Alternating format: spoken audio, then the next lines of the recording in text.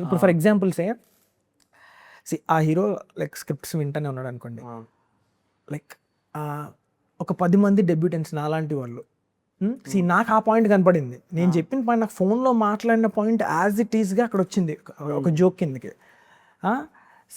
అట్లా తను ఎంతమందితో మాట్లాడుంటాడు, ఎంతమందివి ఎన్ని అయి ఉంటాయి. సో అది ఎట్లుంటుంది, ఇట్స్ లైక్ ఒక్కడి క్రియేటివ్ వర్క్ కదా. ఇప్పుడు నా పాయింట్ అక్కడ పెట్టుకున్నాడు, ఇంకొకటిది ఇంకో దగ్గర పెట్టుకుంటాడు. సో పెట్టుకుంటా ఉంటా ఇట్స్ మిక్చర్ ఆఫ్ ఎవ్రీథింగ్ అయిపోతుంది. They lose there original content అని మిస్ అవుతుంది.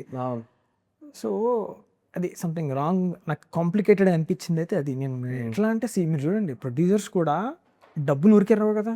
లైక్ ఎవరి డబ్బు అయినా కానీ డబ్బే కదా. లైక్ నేను షూటింగ్ నేను ఆపడం ఇన్ ద సెన్స్ నా కరెక్షన్స్ కోసం నేను సార్ రిక్వెస్ట్ చేసేది కదా, సార్ ఇది సారీ సార్ ఇది నేను మిస్టేక్స్ జరిగినాయి అని చెప్పేసి నేను మళ్ళీ రీరైట్ చేసుకొని ఇంతవరకు తీసుకురావడం. ఒక డెబ్యూ డైరెక్టర్కి ఆల్రెడీ ఆన్ సెట్లో చాలా ప్రెషర్ ఉంటుంది, ఎందుకంటే నాకు అందరు ఎక్స్పీరియన్స్ వాళ్ళే ఉంటారు టీంలో. Like they are doing a magic concept. So నేను అక్కడ అది మళ్ళీ ఇదేనో ఆఫ్లైన్కి వచ్చేసరికి ఈ పెంటలు. నేను అదే లిటరలీ ఆ సినిమా చూస్తున్నప్పుడు నాకు అనిపించింది, అరే వీళ్ళకి ఇండస్ట్రీలో అసలు ఏం కథలే లేవా. ఇంకో ఫస్ట్ సబ్జెక్ట్ ఆనంద్ అని చెప్పి దాంట్లో నుంచి ఒక పాయింట్, దీంట్లో నుంచి ఒక పాయింట్, నా దాంట్లోకి నుంచి ఎన్ని తీసుకుంటా ఉంటే ఇంకా మిగతా వాళ్ళ నుంచి ఎన్ని తీసుకుని ఉంటాను అయితే ఒక పాయింట్. ఎవడు ఎన్ని తీసుకున్నా మనం రూటెడ్గా మన ఒరిజినల్ ఎప్పుడు కానీ ఒరిజినలే. అది ఎవడు రాసిండో వాడికి మాత్రమే తీయగలుగుతారు.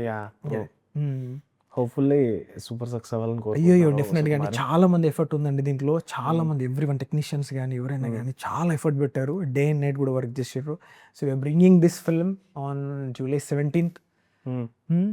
సో మన మనుషులు చేసిన సినిమా మనస్ఫూర్తిగా చేసారు అందరూ. సో మీరు అందరు చూడాలి, ఆదరించాలి.